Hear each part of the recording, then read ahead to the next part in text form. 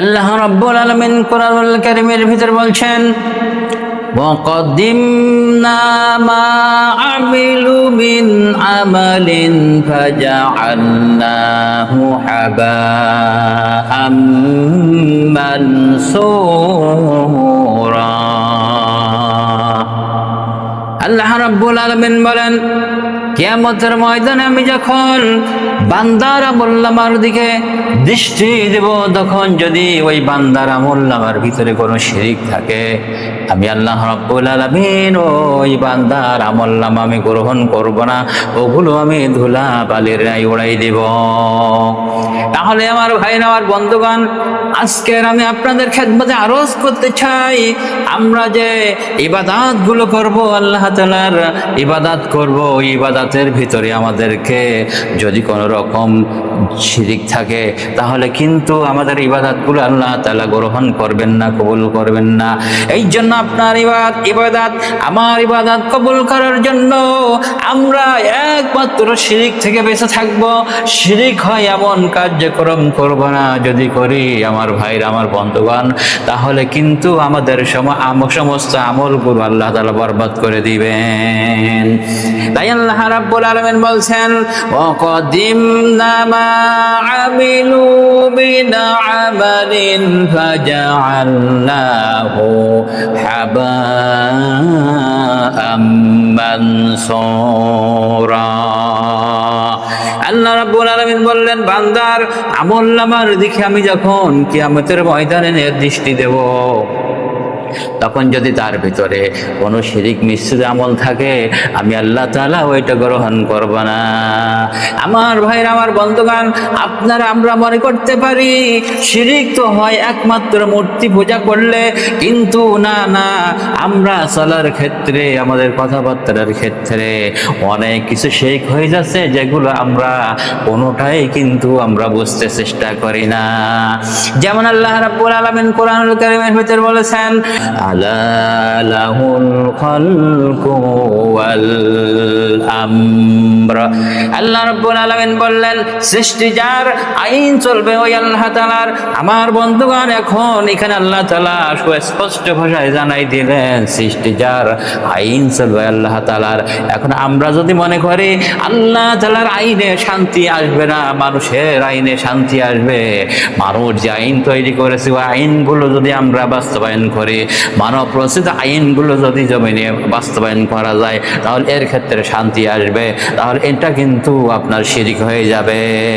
আল্লাহ রাব্বুল আলামিনের জমিনে আল্লাহ পাক বলছেন, আমার জমিনে আমার দিন, আমার আইন চলবে, এইটাই হলো আল্লাহর বিধান।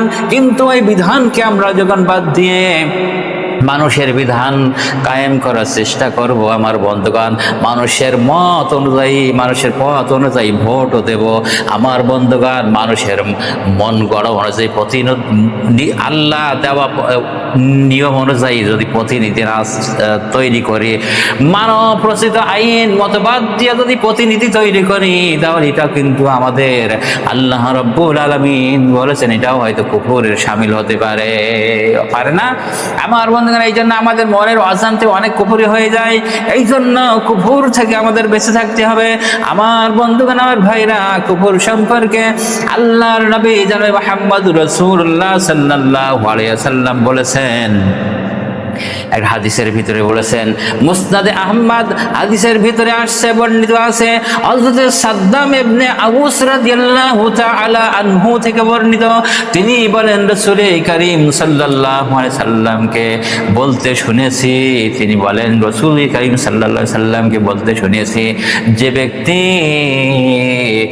লোক দেখানোর উদ্দেশ্যে নামাজ পড়ে, লোক দেখানোর জন্য নামাজ করে, তাহলে সে কি করলো? শিরিক করলো।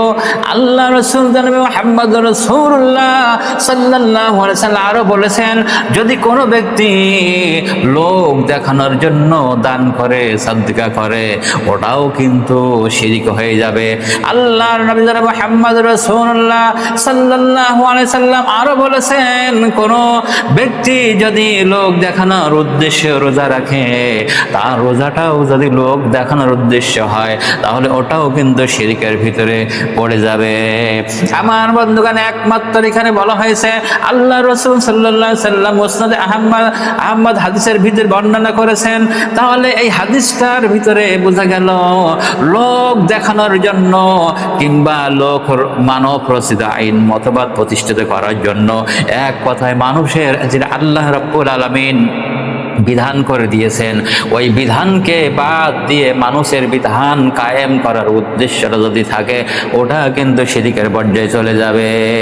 অন্য এক হাদিসের ভিতরে আল্লাহ রাসূল সাল্লাল্লাহু আলাইহি ওয়াসাল্লাম বলেছেন, বুখারী এবং মুসলিম শরীফের ভিতরে আসছে হাদিসটা, বুখারী এবং মুসলিম শরীফের দুইটা বর্ণনায় আসছে।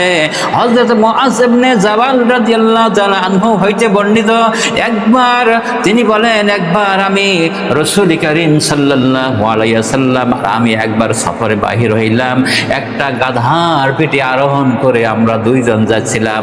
আমার রাসূল আমার সামনে ছিল, গাধার সামনে বসা ছিল, আর আমি রাসূলের পিছনে গায়ে গায়ে লাগে বসেছিলাম। এমন সময় আল্লাহ রাসূল সাল্লাল্লাহু আলাইহি ওয়াসাল্লাম আমাকে ডাক দিয়ে বললেন, মুআজ। মুআজ ইবনে জাবালকে ডাক দিয়ে বললেন, মুআজ। মুআজ বললেন, লাব্বাইকা সাদাইক। আল্লাহ রাসূল বললেন, মুআজ তুমি কি জানো যে বান্দার উপরে আল্লাহর হক কি, আর আল্লাহ তাআলার উপর বান্দার হক কি জানো নাকি? মুআজ ইবনে জাবাল রাদিয়াল্লাহু আনহু বললেন, আল্লাহ এবং রাসূল সবচাইতে ভালো জানেন। আমার বন্ধুগণ, আল্লাহর নবী জনাব মুহাম্মদুর রাসূলুল্লাহ সাল্লাল্লাহু আলাইহি সাল্লাম বললেন, বান্দার হক হলো ওই বান্দা এমন ভাবে ইবাদত বন্দেগী করবে, ওই বান্দা এমন ভাবে আল্লাহ তাআলার ইবাদত বন্দেগী করবে যাতে করে কোনো রকম ওই ইবাদতের ভিতরে শিরিক মিশ্রিত কোনো শিরিক ধরনের কোনো ইবাদত থাকবে না। এইটা হলো বান্দার হক। আর আল্লাহ রাব্বুল আলামিনের হক হলো ওই বান্দা যখন শিরিক মুক্ত ভাবে ইবাদত বন্দেগী করবে, জীবন যাপন করবে, আল্লাহ তাআলার হক হলো এই বান্দাকে আল্লাহ রাব্বুল আলামিন তাকে জাহান্নামে দিবে না। কি করবেন না? তাহলে মুসনাদ আহমদ এই হাদিস থেকে আমরা কি জানলাম যে আল্লাহ রাব্বুল মুসনাদ বুখারী এবং মুসলিম শরীফের হাদিস, কিন্তু এরা বুখারী এবং মুসলিম শরীফের হাদিস থেকে সুস্পষ্ট ভাষায় আমরা জানলাম যে আল্লাহ রাব্বুল আল্লাহ রাসূল সাল্লাল্লাহু আলাইহি ওয়াসাল্লাম তিনি বলেছেন, যদি আল্লাহর হক হলো, বান্দার হক হলো বান্দা যখন কোনো ইবাদত করবে ওই ইবাদতের ভিতরে কোনো শিরিক থাকবে না। আর আল্লাহর হক হলো যখন ওই বান্দা শিরিক মুক্ত আমল যদি থাকে তাকে জাহান্নামে দিবেন না। আমার বন্ধুগণ, আমার ভাইরা, এই জন্য আমরা আজকের এই আলোচনা থেকে আমাদের শিক্ষা নিতে হবে, আমরা যত ইবাদত বন্দেগী করব না কেন, যদি শিরিক থাকে তাহলে কিন্তু আমাদেরকে সমস্ত আমলগুলো নিষ্ফল হয়ে যাবে। এই জন্য আল্লাহর জমিনে আল্লাহর দ্বীন কায়েমের জন্য আপনার আমার সর্বোচ্চ চেষ্টা করতে হবে। আল্লাহ রাব্বুল আলামিনের জমিনে আল্লাহ রাব্বুল আলামিন যেমন বলছেন, আলাহুল খালকু ওয়াল আমর, সৃষ্টি যার, আইন চলবে ওই আল্লাহ রাব্বুল আলামিনের। সুবহানাল্লাহ। তাহলে ওই আল্লাহ তাআলার জমিনে আল্লাহ তাআলার আইনকে প্রতিষ্ঠিত করার জন্য আপনার আমার কাজ করা লাগবে। এই জন্য শিরকের ভিতরে যাওয়া যাবে না। আমার বন্ধুগণ, আল্লাহর নবী জনাব মুহাম্মদুর রাসূলুল্লাহ সাল্লাল্লাহু আলাইহি ওয়াসাল্লাম একদিন বসে আছেন, এমন অবস্থায় এমন সময় একজন লোক আসলো, তার হাতে একটা মূর্তি ছিল, ওই মূর্তিটা ভাঙ্গা ছেঁড়া অবস্থায় নিয়ে আসলেন। আল্লাহর নবী জনাবে মুহাম্মদুর রাসূলুল্লাহ সাল্লাল্লাহু আলাইহি সাল্লাম ওই ব্যক্তিকে জিজ্ঞেস করলো, তোমার হাতে যে মূর্তিটা এটা ভাঙা কেন? ওই ব্যক্তি বলল, ইয়া রাসূলুল্লাহ, ইয়া হাবিবাল্লাহ, আমার ভুল ভেঙে গেছে। আমি আজকের এতদিন যাবত এইটা মূর্তিটা আমার কাছে রাখতাম, আমাদের রিয়াত হয়ে গেছে, আমাদের প্রচলন হয়ে গেছে, এই মূর্তিটা আমরা কাছে রাখবো যাতে করে এই মূর্তিকে আমরা খোদা বলে মানি। যাতে যদি কোনো আমি কাছে করে রাখি, তাহলে আমি যদি কোনো অসুবিধার ভিতরে পড়ি এই খোদা আমাকে সাহায্য করবে, আমি যদি কোনো বিপদের ভিতরে পড়ি এই খোদা আমাকে সাহায্য করবে, এই মনে করে এই মূর্তিটা কাছে করে রাখতাম।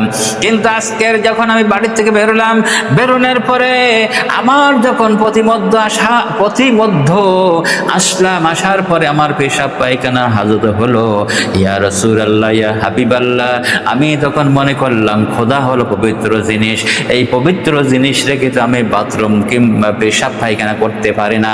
আমি এই খোদাটাকে এই গাছের নিকটে, একটা গাছের নিকটে রেখে আমি কি করলাম, পেশাব পায়খানায় গেলাম। হাজত ছেড়ে এসে দেখি খোদার গায়ে মাথা থেকে পা পর্যন্ত সমস্ত পানি পানি আর পানি টপকাইতেছে, সমস্ত শরীর ভিজা। আমি তখন মনে করলাম নিশ্চয়ই খোদার গায়ে কোনো বরকতের পানি হবে, এই মনে করে আমি ওই পানিগুলো জিহ্বা দিয়ে চাটা আরম্ভ করে দিলাম। দেখলাম কিরকম কিরকম একটা গন্ধ লাগে, কিরকম কিরকম একটা ঝাঁঝ ঝাঁঝ মতো গন্ধ লাগে। আমার বন্ধুগণ, ওই লোকটা তখন বলছেন ইয়া রাসূলুল্লাহ, আমার তখন মনে হলো খোদার গায়ে যদি পানি হয় বরকতের পানি হবে, কিন্তু এরকম ঝাঁঝ ঝাঁঝ গন্ধ গন্ধ লাগবে কেন? আমি লক্ষ্য করে দেখলাম পাশে একটা কুকুর তার নিচে থেকে পানি টপকাইতেছে। আমি মনে করলাম ইয়া রাসূলুল্লাহ, এই কামটা ঠিক কুকুরে করেছে। তখন আমার মেজাজটা খারাপ হয়ে গেল, তখন আমার ভুল ভেঙে গেল। আমি তখন বুঝতে পারলাম যে খোদা তোমারে আমি কাছে করে নিয়ে সমস্ত জায়গায় চলাফেরা করি, আমার বিপদ থেকে তুমি বাঁচাবা, আমার সমস্ত কাজের সহযোগিতা করবা, কিন্তু তোমার গায়ে কুকুরে পেশাব করে দিয়েছে, ওই পেশাব থেকে তোমার নিজের শরীরকে হেফাজত করতে পারো নাই, আর আমাকে তুমি কিভাবে হেফাজত করবা? আমার ভুল ভেঙে গেছে। তখন আমার রাগ হয়ে গেল, তখন এই মূর্তিটার ঠ্যাং ধরে গাছের গায়ে ছাড় বেড়ে দিয়েছি। ইয়া রাসূলুল্লাহ, ইয়া হাবিবাল্লাহ, এই মূর্তিটা নিয়ে আসছি আপনার দরবারে। ইয়া রাসূলুল্লাহ, আমার ভুল ভেঙে গিয়েছে, আপনি আমাকে তাওহীদের কলেমা পড়াই দিয়ে দেন। হাদিসের রাবী বলেন ও রাসূল কারীম সাল্লাল্লাহু আলাইহি সাল্লাম ওই দিন মুস্কি হাসি দিয়েছিলেন। আল্লাহ রসুলের দন্ত মুবারক গুলো ওই দিন দেখা গিয়েছিল। হাদিসের রাবী বলেন আমার বন্ধুগণ, ওই ব্যক্তি যখন মুসলমান হয়ে গেল, আমার বন্ধুগণ, এই জন্য আমরা আজকের আমাদেরকে শিক্ষা নিতে হবে। আমার ভাইরা, আমার বন্ধুগণ, শিক্ষা নিতে হবে। কোনো মানুষের তৈরি করা নিয়ম মানব না। আমার বন্ধুগণ, কারো সাহায্য আমরা নেব না। একমাত্র আল্লাহ তাআলার সাহায্য আমরা আল্লাহ রাব্বুল আলামিনের সাহায্য আমরা কামনা করব। আমি যদি কোনো বিপদে আগে পড়ি, আল্লাহ তাআলাকে আগে জানাবো, আল্লাহ তাআলা আগে আমাকে সাহায্য করবেন, তারপরে মানুষের কাছে যদি জানানোর প্রয়োজন হয় তাকে জানাইব। আজকের আমাদের ভিতর থেকে আমাদের অভাব, আমাদের দুঃখ, আমাদের যে বিপদ, আমাদের যে সমস্যা, এইগুলো আমরা আল্লাহকে আগে জানাই না। আগে যাই পাড়া প্রতিবেশী মাতব্বরের কাছে, আগে যাই চেয়ারম্যানের কাছে, আগে যাই এমপি সাহেবের কাছে, আগে যাই প্রধানমন্ত্রীর কাছে। আল্লাহ তাআলা এই থেকে নারাজ হন না। এই জন্য আল্লাহ নবী জনাব মুহাম্মদুর রাসূলুল্লাহ সাল্লাল্লাহু আলাইহি সাল্লাম বলছেন, ও মুআজ, তুমি কি জানো বান্দার প্রতি আল্লাহর হক কি আর আল্লাহর প্রতি বান্দার হক কি? বান্দার প্রতি আল্লাহর হক হলো, আল্লাহর প্রতি বান্দার হক হলো ওই ব্যক্তি যখন আমল করবে, তখন ইবাদত গুলো করবে, ওই ইবাদতের ভিতরে কোনো শিরিক থাকবে না। আর আল্লাহ তাআলার হক হলো ওই শিরিক মুক্ত যদি আমল থাকে, আল্লাহ তাআলা তাকে জাহান্নামে দিবে না। তাহলে সুস্পষ্ট হাদিস, বুখারী মুসলিম শরীফের হাদিসে এগুলো আসছে। তাই আসুন আমরা এই যে হাদিস থেকে যেগুলো শিক্ষা গ্রহণ করলাম, যে শিরিক থেকে মুক্ত থাকবো, কোনো অবস্থাতেই আমরা শিরিকের ভিতরে যাব না। আমার বন্ধুগণ, শিরিক অনেক কার্যক্রমের ভিতরে শিরিক হয়ে যায় আমাদের, কিন্তু এই জন্য শিরিকের অবস্থাগুলো আমাদের জানতে হবে। আর শিরিক যদি থেকে থাকে, কিন্তু আপনার আমার জন্য সব আমল বরবাদ হয়ে যাবে, জাহান্নাম নিশ্চিত হয়ে যাবে। এই জন্য আসুন আমরা শিরিক থেকে বাঁচার জন্য চেষ্টা করি। আল্লাহ তাআলা আমাদের সকলকে তৌফিক দান করুন।